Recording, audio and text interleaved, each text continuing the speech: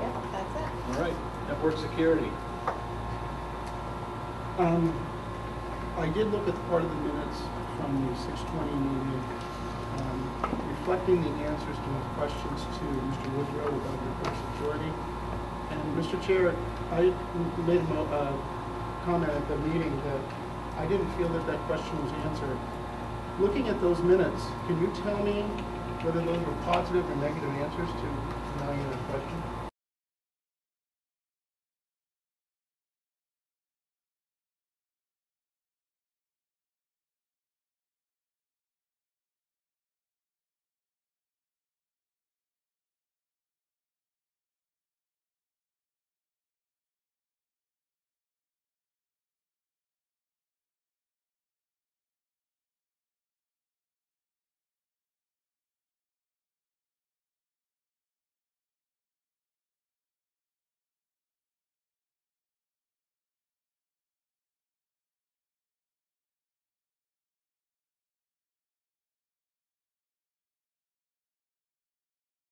Because I can't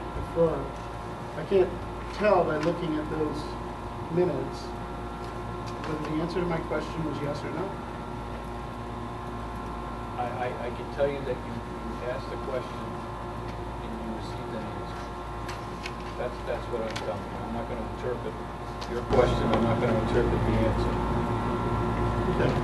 Well, I have some further questions that I would like to ask the technical director, and I guess I would like to ask perhaps the superintendent, what avenue should I go to get an answer?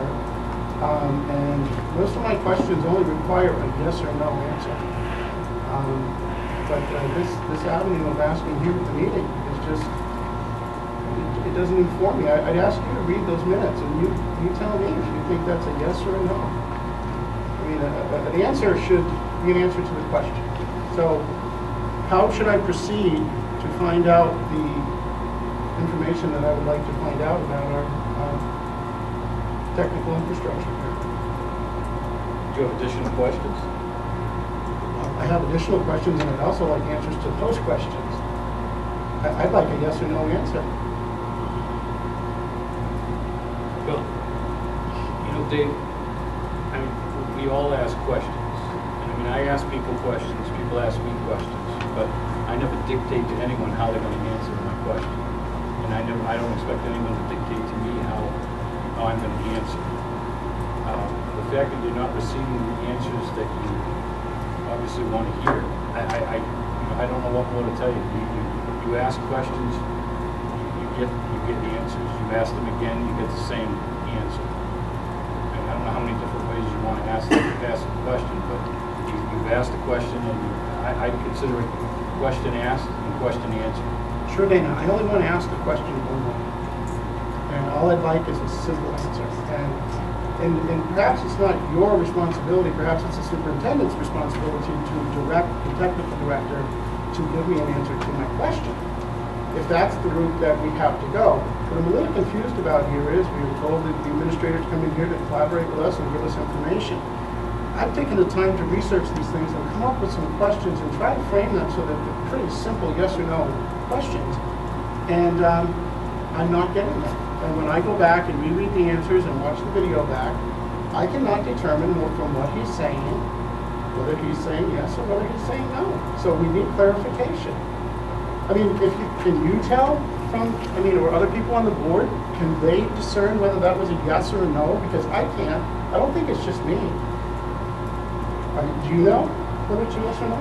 Well, I've stated in previous meetings that when you're talking about network security, you might as well be talking about brain surgery to me, because I don't claim to be a network person. So when you're going back and forth talking about the network, I'm listening, but to be honest with you, I'm not interpreting. You know, we hire people to oversee our all areas of our district, and you know, I have no reason to believe that any individuals in the district are not doing what they're supposed to do. I don't claim to be a network person, I don't claim to, be a math guru, so I don't interpret how people do, teach math. I don't interpret how the IT director handles, the IT of the district. But, so whether I, agree or disagree with what he says, or what anyone says, whether the superintendent says, I'm taking them at their word unless I hear otherwise. I'm not asking if you agree or disagree with what he said, but if you understand it. And I saw tonight, you asked for clarification from the superintendent. That's not disrespectful. The superintendent was glad to clarify and give you more information. You don't understand, we don't understand all the inner workings of what they're dealing with, but we're asking questions, we're trying to understand. We do research. I've done research about the network. I want to understand it, and I want to have some answers to my questions. And I'm not receiving those, and I guess it's maybe going to take a vote of this board to direct the superintendent to answer if there's no other will in this board to order the superintendent to get some clear answers on these questions. Let me ask, do you have anything to add to the answers given on those questions? Well, I, to tell you the truth, may be a little bit confused because there have been so many questions. The last question that I received, last question that Matt received, which should have been directed to me,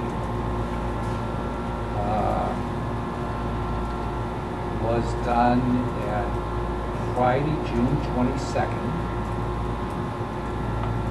It says, do you support requiring authentication of the Hooksett School Guest Network?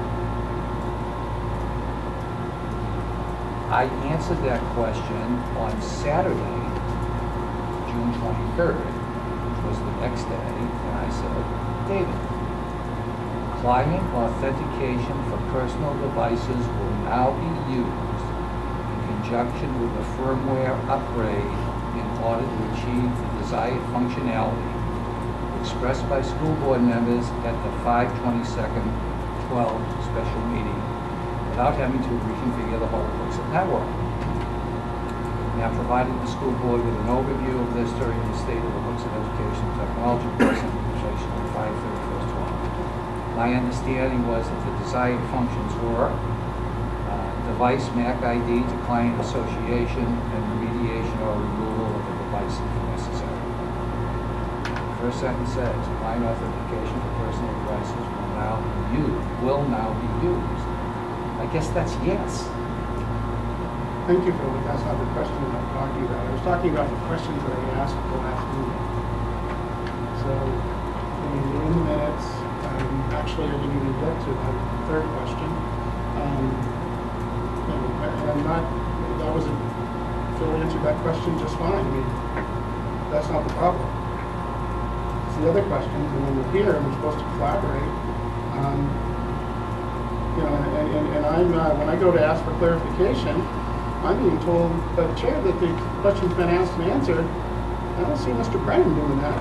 We asked him many questions, many follow-up questions, and we didn't understand something, and that's the way I think it should be.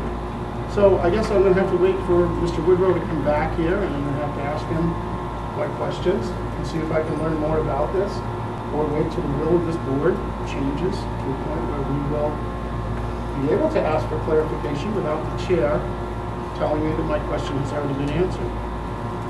So I will hold my question until Mr. Woodrow is here, and then I will pose it to him. Thank you. Well, if I could, just to clarify, you asked the question, it was answered. You asked again, the same answer was given. So I didn't, stop any kind of follow-up question.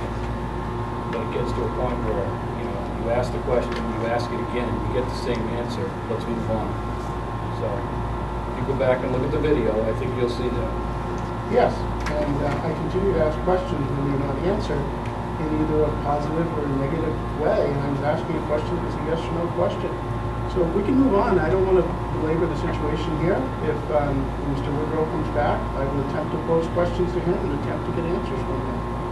And I think it's essential that we have an understanding of what's going on in the school. If we're willing to research it, become educated about it, then we deserve to get some clear answers.